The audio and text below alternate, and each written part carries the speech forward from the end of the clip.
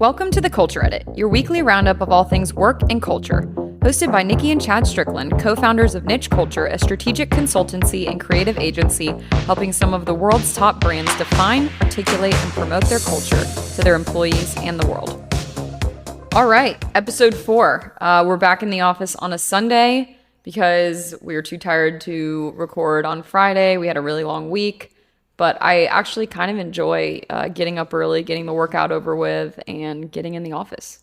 Yeah, Sunday the office. It's become the new tradition. No Sunday scaries, just Sunday productivity. Exactly. So let's do a quick recap of our week because it's with the 4th of July. It feels like it's been 2 weeks, but really it's just the same week. So a couple things. It's a really weird week. Yeah. With it being on a Tuesday.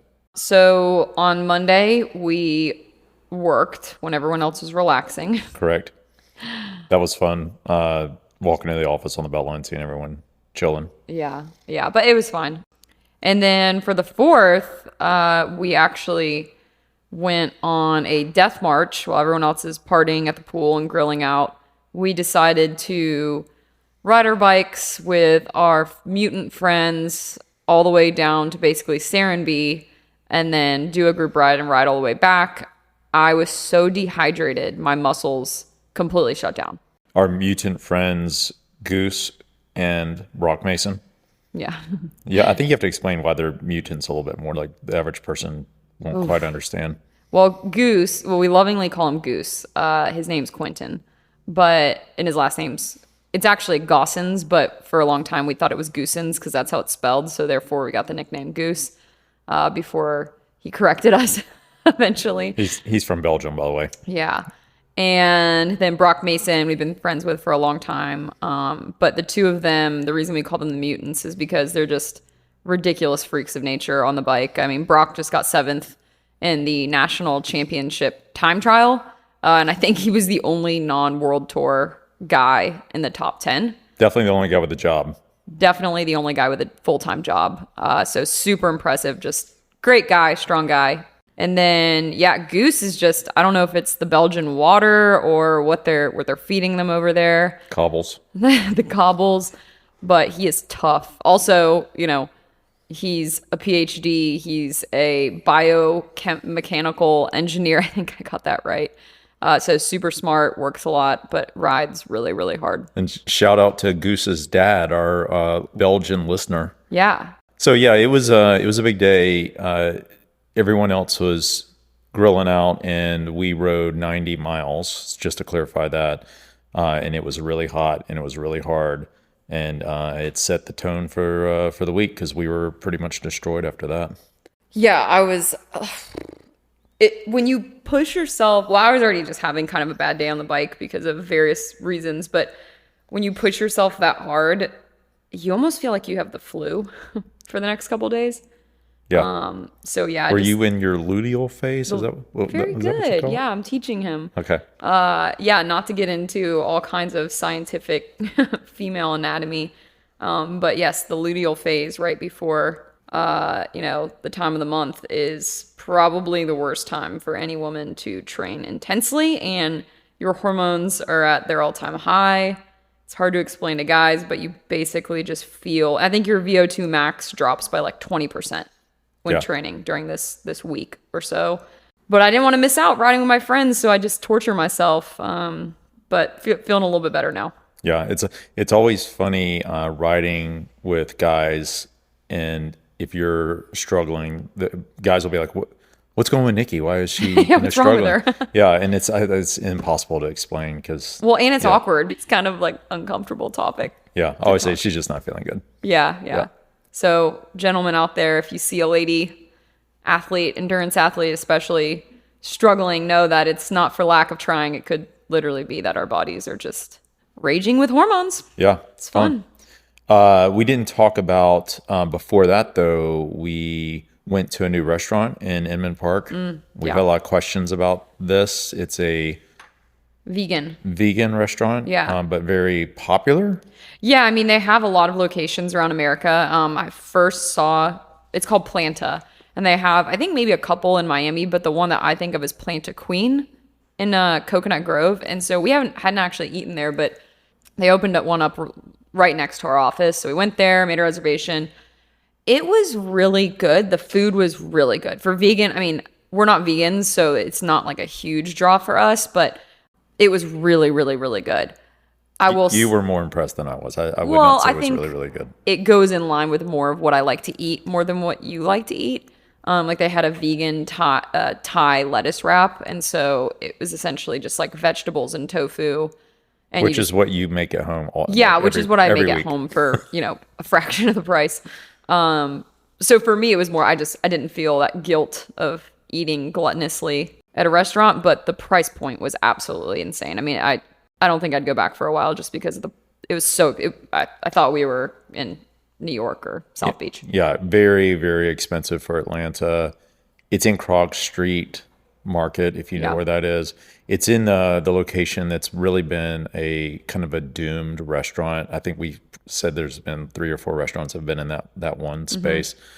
I predict that they'll continue with that streak. I just do not think they will survive at that location. They've got one in Buckhead. I think they'll be fine. But I think Buckhead will be cool because it's that people anticipate spending a lot of money when you go out to eat in Buckhead. And it's in like that little Buckhead Village area, or I don't know if it's called the Village, but it's in that area with all the shops. So it's more of an experience where I just think it's in Krog Street is kind of, I don't know. I don't think the experience is that great. It's like a food stall. So you're looking out the window from the restaurant and you're just looking at people going and picking up food from food stalls. You're not looking out at the ocean. Yeah, it's a little bit different than the scene in Miami for sure. Also, the service was fine, but the staff, which having worked in a lot of restaurants growing up, this always bothers me, were extremely uneducated about the menu. And the reason that bothers me is because that's so much on you. Like, yes, the manager, you're in charge of training people, and that's on them as well. But when you work at that high end of a restaurant, it's on you to study the menu, to know the menu, to learn how to pronounce things on the menu. I ordered a glass of rosé and the guy was like, "Oh, you ordered your rose wine." Yeah. And, I'm not trying to be like a wine snob or anything, but there's just little things like that that contribute to an experience where if I was paying $10 for a meal and $5 for rose wine, I wouldn't care. But if I'm paying $40 for tofu and $20 for rosé, yeah. I just want that experience. I want to feel like you tried to educate yourself around the menu. What drove me crazy, though, is their signature is fake sushi. So they make it look like it's real sushi. Like what's confusing is it says tuna. Like the sushi was... They call everything by the name of like whatever protein it is, but it's not. So that's a little... Tuna. Yeah, that's a little confusing. So think of how confused people are going to be when they go in there and see that menu. Yeah, if you're not a vegan... You're definitely going to be confused. I was confused. We were like, is this a pescatarian place or is this vegan? And they're calling it like vegan watermelon. Yeah, so watermelon tuna. I got tuna nigiri, which was eggplant, looked like tuna, looked exactly like tuna. It's their signature dish. And the rice fell apart. You couldn't even pick it up. You couldn't pick it up. With chopsticks, which is all we had. Right. So how does that make sense? It was super frustrating. Right. I don't know. They won't survive. Yeah. But on the opposite end of the spectrum, you did girls' night at Umi in Buckhead, which is worth the experience is worth it. I really like Umi because the sushi is just, I think, I don't know if there's a better sushi restaurant in Atlanta. It always just tastes, the taste is just off the charts, the offerings. I still don't feel like it's necessarily worth the price point. It's so expensive. It blows my mind. And I know that I'm a little bit of a cheaper person when it comes to food, just because I don't enjoy food enough to pay that much money like other people do. But you think it's better than MF? We haven't been to MF in so long, but I ordered this. I've been to Umi a lot. We always do girls' nights at Umi. And it is like a really great vibe. Service is amazing. The servers are super knowledgeable about everything, which is great because I always have a lot of questions. And my friend Danny told me to try, I guess it's like a box sushi where they press the rice into a box and then press whatever fish on top, which I got like the fatty tuna toro on top of it, and then they chop it into pieces so it doesn't have the seaweed or anything. I guess it's like a Osaka style type of sushi. I'm not a sushi connoisseur, so people that are just take a chuckle at me describing this and then move on. Yeah. It was so good. Incredible. I've never had that. It was really good. Good. And this was for Ava's birthday. Yeah. Yeah. The annual Ava's birthday dinner. Exactly. Yeah. Ava's birthday, girls' night. It was fun. Cool. And we went next door to, I guess, Umi has like a speakeasy type bar where you have to have a passcode, and I think Caitlin made reservations like 2 months in advance. And it's a cool vibe. I just ordered some wine, so it wasn't super. I didn't test the cocktail waters, but it looked like everyone had some nice martinis. And this is a girl group. I mean, y'all really rage. I think you got home at 9:30 or 10. This is typically like that's pretty late for you. Well, I left. Caitlin was out till 10. Yeah, I was the first one to leave. I felt kind of bad about it, but we've been working so many hours, and then we've been trying to.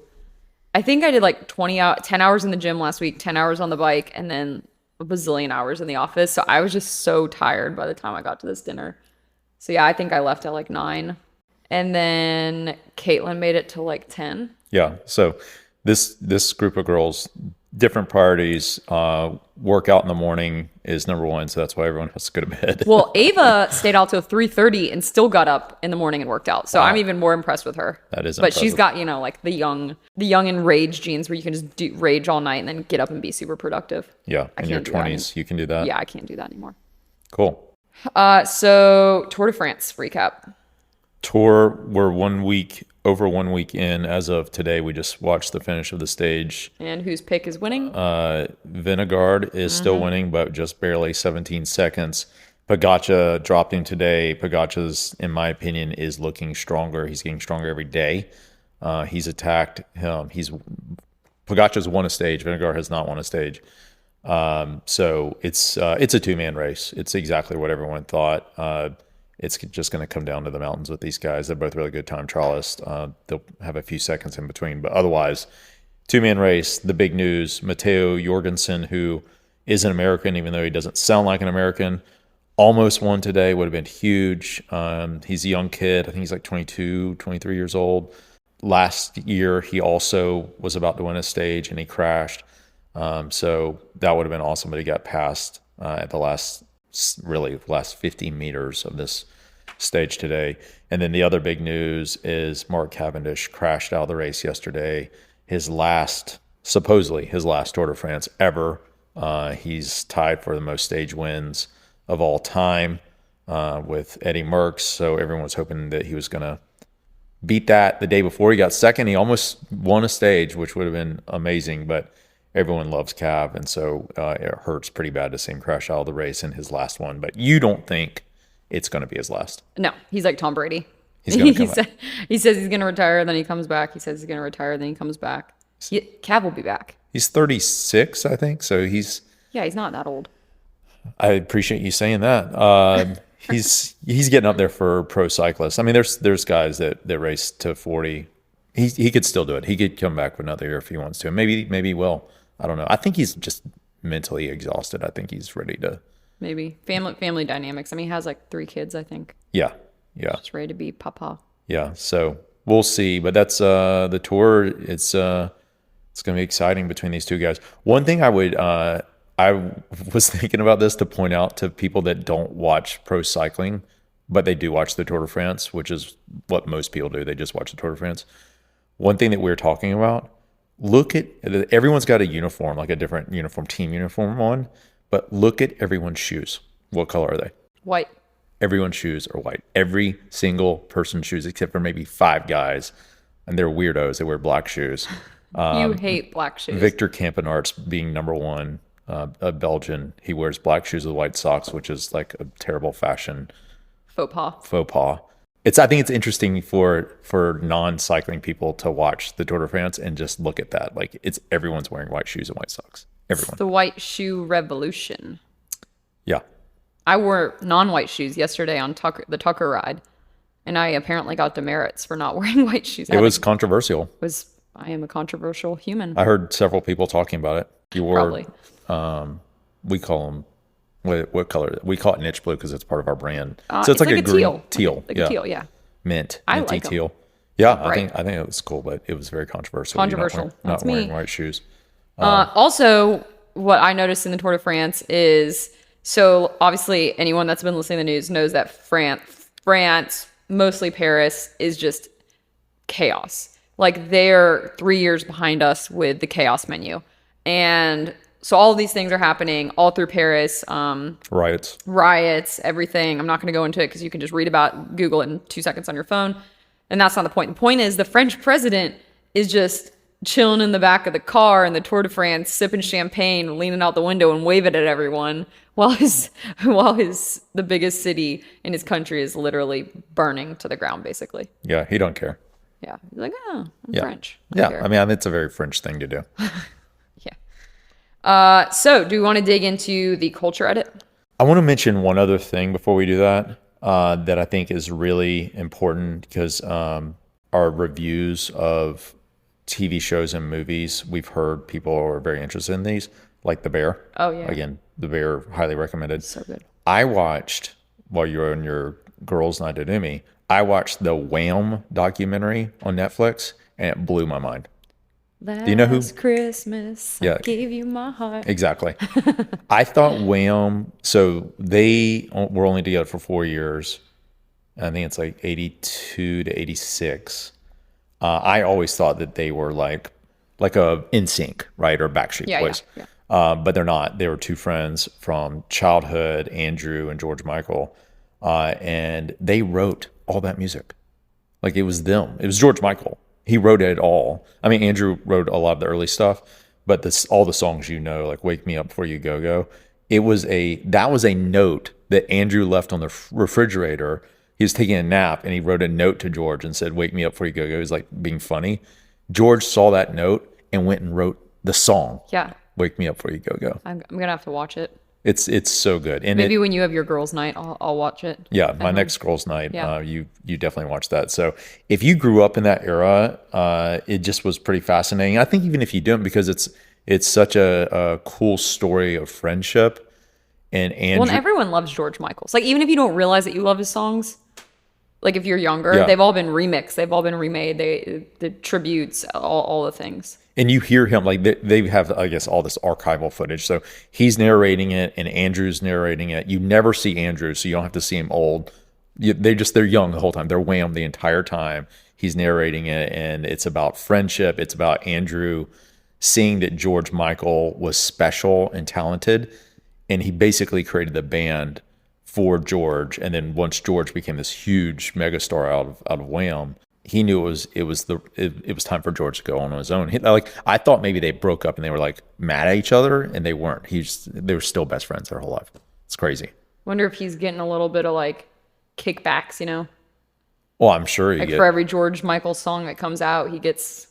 not George Michael, but for Wham. I'm sure he's still. I don't making know money though. off of Like Wham. maybe he was still helping him when he was George Michael. Maybe he was still working in the background. Did they talk about that? Yeah, they did talk about it. They didn't really. So what has Andrew been doing the rest of his time? So he like taps out of Wham. They didn't talk about it. Watch it. I have all these questions. Yeah, we'll have to research that. They didn't talk about that. It was just. It's probably something like really lame. Like he went back to law school and became a lawyer, and then like George Michael is out like raging. I think he's still in the industry. I think he's still in the industry. Okay. Anyway, it was awesome. I thought it was awesome. So watch the Wham documentary. Is that what it's called? It's called the Wham documentary, or is there a name that people should look for? I think it's just Wham. Wham on Netflix. Netflix. Netflix. Yeah. Okay. It looks All right. like So those, search Wham on Netflix. Hopefully you'll find it.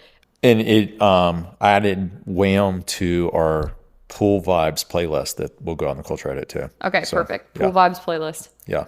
If you ever want some good playlists, Chad works really hard on curating his playlists. I'm working on client work. Chad's making playlists. That's- just kidding.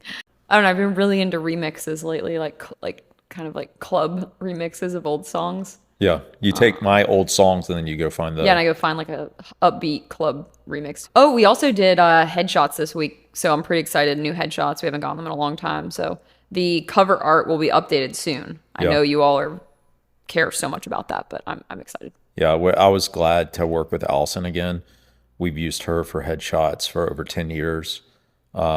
She's magic. Yeah. Magic. We haven't been able to get her the last few times we've needed stuff, but she was willing to come into our studio on Monday while everyone else was partying. She just gets it. She's a magician with lighting. Yeah. She's like, we're going to make your cheekbones pop. And I'm like, hell yeah. Yeah. Make those cheekbones pop. That's what I want. So if you need headshots or portraits, put a link in the bio. Yeah. I'll link to her website. Yeah. Okay. So digging into the culture edit, do you want to start with the first article, which is why corporate America is worried about affirmative action? Because we talked about it last week, kind of as a prediction. There weren't a lot of articles out about it, but now it seems like people are on the same page. Only to say, I told you so. I mean, there was no one was connecting the dots to that decision when we talked about it last week, and now this week it was Wall Street Journal, New York Times. Everyone is now connecting those dots. I've had conversations with CHROs and CEOs in the last week that are also asking a lot about what this means for our D&I efforts. Again, we covered that in the podcast last week and also in our newsletter last week. It's going to have a chilling effect is my prediction on D&I efforts. And, Yeah, and I think that people are just going to have to be really authentic. Really, really authentic as to why you're doing certain initiatives, starting certain programs, because if people feel that there's a lot of authenticity behind people's actions, I think they're less likely to sue you. Whereas if it feels performative, people just get so pissed about that nowadays. Yep, and we're seeing that a lot. So we spent the whole podcast talking about that last week, but it's probably one of the biggest topics in workplace right now. So also in the culture edit, a lot of statistics are coming in from the tech layoffs. I think no surprise there in the tech industry that women were disproportionately laid off to males, which is kind of crazy because there's hardly any women in the tech industry. Well, I think that's what makes it so much worse. Yeah. Yeah. But digging into that, obviously less women in leadership roles. And so, leadership roles are typically the last ones to go.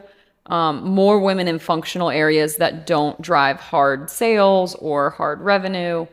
A lot less women. HR. Yeah, a lot less women in technical roles where they're kind of keeping the company afloat. And then also one thing that I read that was interesting is, so it was addressed in this article that more women are working from home than men. And so men are getting more face time, which makes people not want to lay you off if you have more face time. And so then I looked that up, and there's another article in Fortune that a government study had been released, or statistics had been released in 2022. 28% of men are still working from home in 2022, but 41% of women are still working from home. So men are drastically going back to the office quicker than women. I think it's for pretty obvious reasons, probably mostly around children, childcare. I kind of been saying in my mind lately, like, we can't whine about something that we can control in certain ways. And as who is we here? Women. Sorry, women. Okay, yeah. Like women, like we can't complain about things that we can try and control to the best of our ability. And so obviously we don't have kids, and so it's different. But I do have a lot of friends that have kids. I have a lot of, we have a lot of clients that have children. And I think that there's this assumption that if I have kids, you need to bend to be flexible around my working world and around my life. And that's just not a realistic way to think. Even if it would be the best way to think, in a perfect world, everyone would be super empathetic. And even though there's a lot of men that have kids, if they're not the primary caregiver, they're still not going to be as empathetic to you as a working mother. It's not right or wrong. It's just reality. I think you just have to understand the reality of the world and make a decision. Do I want to do things like figure out ways to be more visible? Or do I want to just say, you know what, I prioritize taking care of my kids. So if I don't get that promotion, if I'm not prioritized over people that are going into the office, then you kind of have to accept that that's your decision, because that's reality. Yeah, and there's also an article we're including in this newsletter too around Gen X is now in charge. So that's my generation. It's people born between 1970 and 80. Part of that article is The point of the article is talking about it's people in their 40s are now in charge, and that's changing the workforce, and that's changing how people work, and that's why there's more flexibility. COVID accelerated that. COVID accelerated there being more flexibility, but now with a younger generation in charge of organizations, they're more willing to be flexible. But it also talked about how so many Gen X women are more prone to working at home. So it's right in line with what you were researching as well. And it's just like I see as so when we go into clients' offices and we're meeting with, let's just say like men or women for that matter, like, but in leadership roles, I can tell that they don't take people as seriously if they're constantly working from home. Yeah. And it's not an intentional thing. It's really not like out of malice of, oh, I don't like this person. It is just this inherent perception of, if I'm in the office and I'm the leader and I don't see your face, I don't know what you're doing. And even if they trust people, which I think especially a lot of leaders we work with, they really do trust their people and they do have flexible working arrangements. I can just tell that the people that are in the office just have that little bit more of an edge with the leadership team. Yeah. And sometimes that's all it takes when it comes to promotion and opportunity. And so that's the advice you give young people. Yeah. I mean, you don't have to be in the office every day, but if you're just going to check out and never go into the office, I don't think you can expect to ever get promoted, honestly. Yeah. Unless you have like a really unique skill, like provide value, but that doesn't require you to interact with people. But that's very few roles. Yeah. And it's hard. I think it's also hard to learn the soft skills that you need to move around up and into different roles in organizations without interacting in person a lot. I mean, that's a soft skills, like communication skills. That's a conversation that you and I separately had with two individuals this week who are younger and getting out into the working world, or they're still in college. You know, I was talking to a young lady who I'm pretty close with. She's ridiculously smart. And she was telling, I'm asking like, what are you doing for your master's? And she's at Georgia Tech. We were just talking about how the industry, her industry specifically, like programming, and I think she said her master's program focuses on machine learning. Oh, yeah. And so I asked, like, are you worried that those jobs are going to be replaced by AI at some point? And I know nothing about machine learning. I barely know anything about computer science. And she was saying, yeah, there's definitely certain things. And so we get talking about how important it is to learn these soft skills. My advice to her, seeing all of these women that are leaders and women that have moved up through the ranks that are in our clients' companies, a lot of them have really good presentation skills and executive presence. And I was just telling her she would be a standout star if she took, a public speaking course and like something like Speakeasy. They're here in Atlanta. I've taken their course.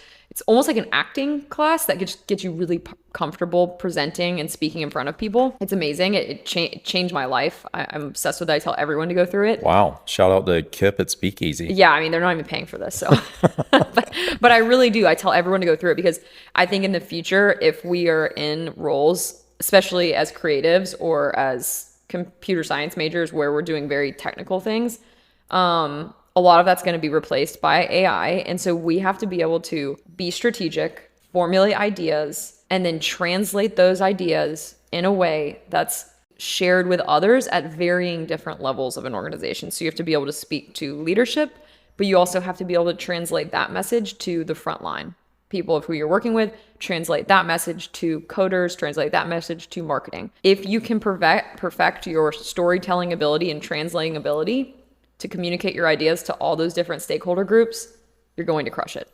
Yeah, I think that's the advice that every young person should be hearing, because AI is going to create a working environment where you don't need as many tech skills, but you're going to need communication skills. Yep. Everyone's going to, you're no longer just going to be able to be in a dark room and code all day. And so I think learning those skills is pretty critical for young people today. And they're not getting it. Like they're not getting it in college. We didn't get it in college. I guess I got it in law school. Like that's what.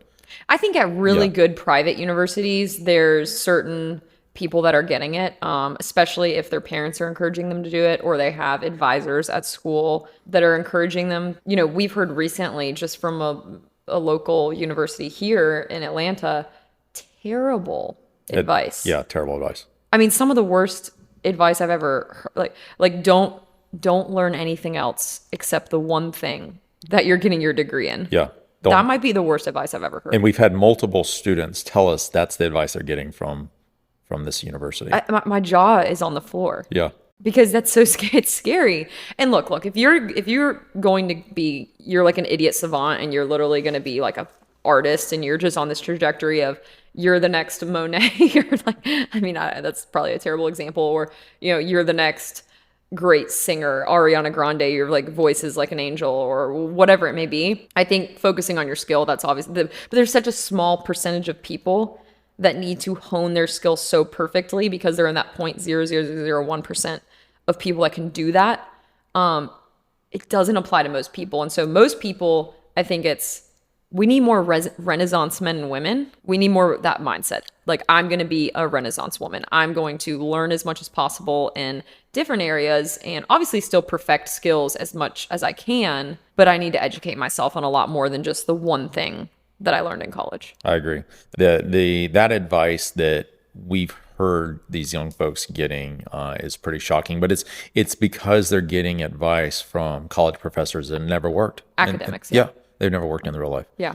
And they're only working in this one little small piece of the university system. Yeah. And so in their world, I mean, I guess sure, if you want to go stay in academia, then yes, you obviously need to really focus on your one thing that you're learning because you have to teach that to other people. But to just give that advice blanketly to everyone, it's just insane. People are probably like, how are you talking to college kids all the time? It's the bike. It's the bike. We spend 4 or 5 hours riding with college kids to 60-year-olds. So you get to have these really long conversations. But it's funny to think that we can have a day where we spend talking to Fortune 100 CEOs and then talk to college kids for hours. Yeah.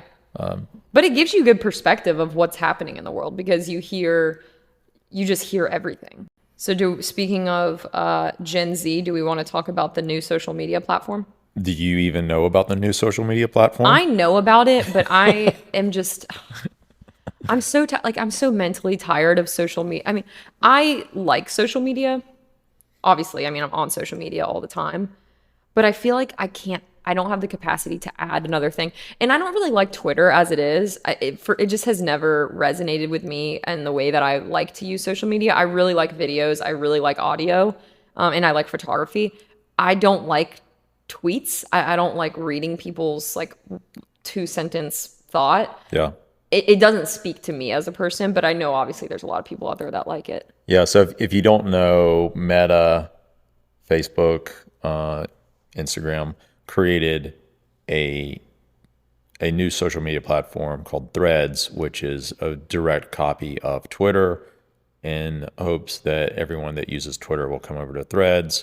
I downloaded it. It looks just like, it's very easy transition to. I don't know if you noticed it. I haven't downloaded Basically, it takes all your followers and who you follow in Instagram, and boom, it just transfers it right over to Threads. So that, I think, gives them a pretty competitive advantage versus like these other ones like Blue Sky. They're trying to start from zero. And I did it the day that because I wanted to see what it looked like the day that it was released. And so just like every day since then, I'm getting notifications of people that I'm connected to on Instagram or Facebook, I guess, also downloading it. I think they've got over Friday, they had like over 20 million users. So have you actually used it? Like, if you sent it, what are they calling it? So Twitter is a tweet. What are they, like, thread? I'm threading. A thread. I threaded one time. I responded to Sam from Good Wipes. Of course he's on it, being funny. He wants to go on podcasts, so I told him that we would add him to our guest list. So that was he would be funny. He'd be hilarious, actually. We need to move him to tier 1 guest. Yeah. But so this week, just segueing, we wanted to test out a new segment on the podcast around what we're listening to. So we talk about the culture edit and what we're reading. I probably have listened to 15 different podcasts this week. I spend a lot of time listening to podcasts, listening to audiobooks, mostly around communications and PR strategy. But I wake up at 5. Chad knows. I wake up at 5:30 pretty much every morning, and the first thing I do is start listening to as many educational podcasts as I can. That's at the gym, by the way. Yeah, at the gym or on the trainer. I really like doing that. Throughout the day, I try not to get distracted by listening to stuff, but then as soon as I get home, I pretty much start listening to educational podcasts again. So this speaks to us not having kids again. Yeah. Basically until I go to sleep. Yeah. And Chad's similar. He has a few different podcast listening habits. You enjoy educate. You read a lot more educational stuff. Yeah. And then you listen to entertainment. Yes. Yeah. I only listen to one entertainment podcast, but it comes out 3 times a week. Yeah. Monday, Wednesday, You and Friday. spend a lot of time listening to that podcast. Well, I spend a lot of time walking your dog. And so My dog. So Here we that's what I'm listening to is when I'm walking Hutch, and he comes to the office with us every day too. So Yeah. it's Okay. it's that time. Let's get into it. So this segment around what we're listening to. So I'm going to go this week, and I've created 3 buckets of focus around different studies and research that I've heard about this week. I'm not going to get into the exact study, the exact person who is the researcher. I'll link all of that so that you can go read it or read about the research and the study or the experiment. And I'm going to link the different podcasts that I listen to. The overarching idea this week is about comms hacking. So it's like biohacking. Everyone knows what biohacking is, especially if you're a health and fitness freak. It's doing all those little things to try and, stop time, trying to age backwards, trying to find the fountain of youth, trying to exercise more. But biohacking is really those tiny little things that add up to try and make ourselves healthier. So I think, why don't we focus on comms hacking? And so it's not this, let's overhaul our entire communication strategy, our entire CEO strategy. It's what can we do incrementally to build off of things we already have and build off of knowledge we already have, to create more of a connection to our teams and to our employees. So the first bucket is transparency and confessions. There was a Standford study done during the George Floyd time when companies were coming out, issuing press releases, or executives were coming out and essentially issuing their stance on what was happening in the country at that time. So summer of 2020. Yeah, summer of 2020. So a bunch of researchers at Stanford started collecting all of those press releases and headlines, essentially. Mm-hmm. And they found that companies that came, and a lot of the companies were coming out to say what they were going to do differently or what they had done wrong or just making a statement. But long and short of it is they found that companies that came out and just kind of acted self-righteous, condoning certain things, but not admitting to any of their own pitfalls, people did not think positively of those companies. But if a company came out and said, we hear everyone, we hear the world, what's happening, we hear the US is hurting, and people in the US, people at our jobs, or our office, or company, if they came out and said, we hear you and we've messed up in these areas, we need to do better, and this is what we're going to do, that act of confession significantly increased the way people perceive the company or the leader. Mm-hmm. Which was the exact advice we were giving organizations during that time. Definitely. Because I think it just goes back to no one's perfect and people aren't stupid. So employees aren't stupid. They know that companies aren't perfect. They just want to hear that you're not perfect, you're owning up to it, and that you're going to do better. Yep. So that was kind of one research that I found that was interesting that goes to just that transparency around communication. And then there was another Harvard study. It was done in 2022, I believe. They found that specifically around diversity. So remember last week we talked about the difference between diversity and inclusion. So they dug into diversity and inclusion efforts and the way companies were communicating around that. They found that if a company disclosed their diversity numbers, so this has nothing to do with inclusion, just diversity numbers. Like their demographics. Their demographics. People thought more favorably of the company if they disclosed their demographics, even if the demographics were not outstanding. Even if they didn't have that diverse of a workforce, just coming out and saying, hey, these are our numbers, we're being transparent with you. Consumers and employees thought more positively of a company doing that than a company that doesn't disclose their diversity numbers, but is constantly doing performative communication around inclusion efforts. And again, it goes back to people are smart. They can see through the BS. Yeah. So the example would be like an organization saying we're supporting or we're celebrating International Women's Month. Yeah. We only have 20% female leadership. We're engaging in all these programs to change that versus an organization that would just say we're celebrating International Women's Month. Exactly. The end. I was listening to another podcast, and one of the guests is an expert in strategic communication and leadership. And so he was, at the end of the podcast, they always ask, what, if there's one piece of advice that you could give, what's it going to be? And he said, sharing failures mixed with success makes you a more influential leader. And so he had said throughout his time coaching different leaders and as a leader himself, he saw that the best leaders, when they communicated, would communicate their own pitfalls and their own failures to reach a goal or to achieve something, mixed in with positive things of reaching goals in order to be a more influential leader versus leaders that only talked about the wins all the time. Yeah. And again, it just goes back to authenticity. No one's perfect. No one wins all the time. It's our number one strategic advice to CEOs and executives is you just got to be real. Exactly. And the challenge is, though, that most leaders came up through an organization where that wasn't necessary. So they don't know how to be real. Like they think that they have to be someone that they're not, or they have to be super buttoned up and they have to be very careful what they say or very performative in how they act. And so it's a completely different leadership style that's needed right now. But these are the kind of things that we're having conversations with, and this research is fantastic because it backs up exactly the advice that we give. Exactly. And so the second bucket is around employee motivation engagement. A Stanford professor who studies consumer motivation was looking at what you can do communication-wise to keep consumers engaged with your product. And so in thinking about that, how does that translate to employee motivation? And she says that the three things she focuses on, or that they've seen people focus on, is start small, social support, and journey mindset.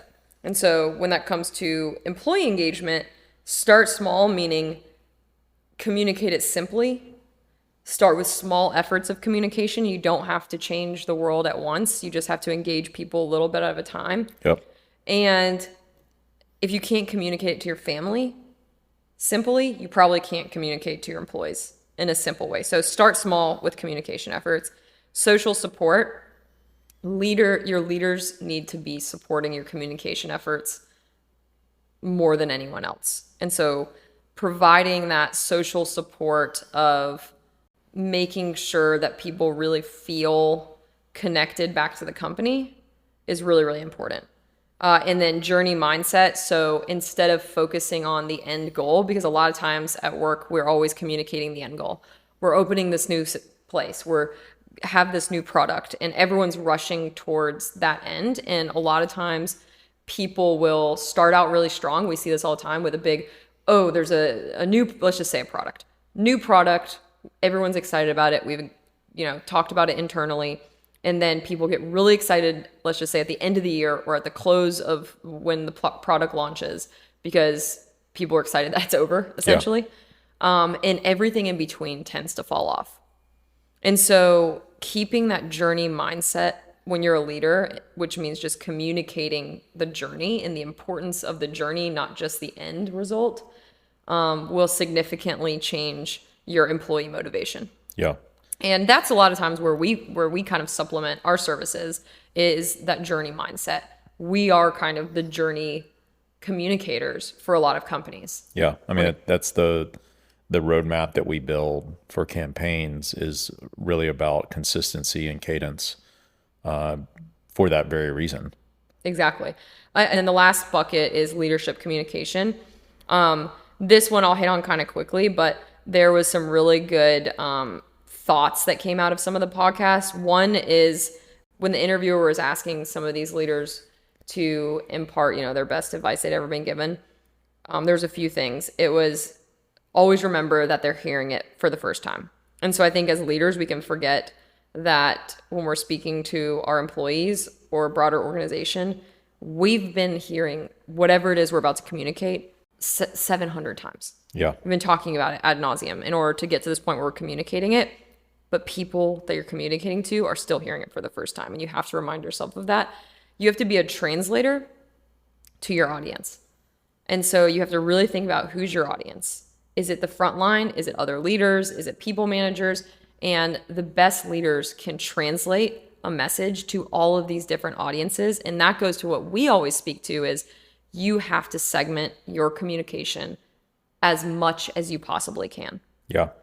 And then and that's different than what most communications functions do internally. They have one message for all employees. Exactly. There's a difference between translating communication and broadcasting. Mm-hmm. We don't need to broadcast. We need to be translators, strategic translators, and then meet people where they are. Have face-to-face conversations, have videos, so you can understand what mindset they're in. There's another study showed that face-to-face and video is more effective, obviously, at communicating and at building relationships than non-face-to-face videos. But what was interesting is they dug into that, and there was actually other people, they were digging into Zoom. And so they were saying, should leaders be communicating in person or should they be communicating over Zoom? And what they found is that most leaders should be communicating face-to-face, there was some leaders who were so intense and so what employees called aggressive that they actually performed better communicating over Zoom. And so that got me thinking, if you're a leader that's less dynamic, that really is kind of like a wallflower, you should 100% communicate in person. But if you're a leader that might come across as aggressive or intimidating, communicating over video is actually a better way to go. And I thought that was interesting because it lessens your intimidation factor. Yeah. I think most of those leaders don't know that they're intimidating, so they need someone to tell them. Well, no, they might not, but as a strategic communication function, you should know. Yeah. You should be identifying what type of communicator your leaders are, and when you set their communication strategy, you should say, okay, CEO is insanely dynamic, not overwhelming. We're getting her out in front of everyone in person town halls, but our COO, he's a little abrasive. And we're going to pull him back. We're going to create a podcast with him. We're not going to send him out to the town halls where he's going to be bashing people over the head with aggressive communication styles. Yeah. Yeah. So those are the three nuggets that I got from the different podcasts I listened to. I know that was a lot, but I did think it was pretty valuable. Well, the people have told us they wanted a lot. So yeah. There you go. You got what you wanted. So this is our fourth episode where it's just you and I. We talked about guests in the last episode. Excited that the next episode, number 5, will have a guest. We're really excited about it. And we're looking forward to talking with her and sharing a really interesting story. Do we want to give a hint as to who she is?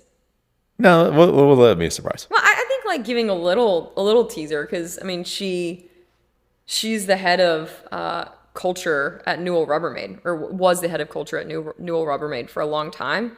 So she's got horsepower. But women out there, if you're genuinely curious about how you move up the corporate ladder as a female, how you become a better communicator, a better leader, tune into this podcast because Joanna is that leader. Yeah. For sure. She is that person that you can learn from. So we're recording with her tomorrow morning, bright and early.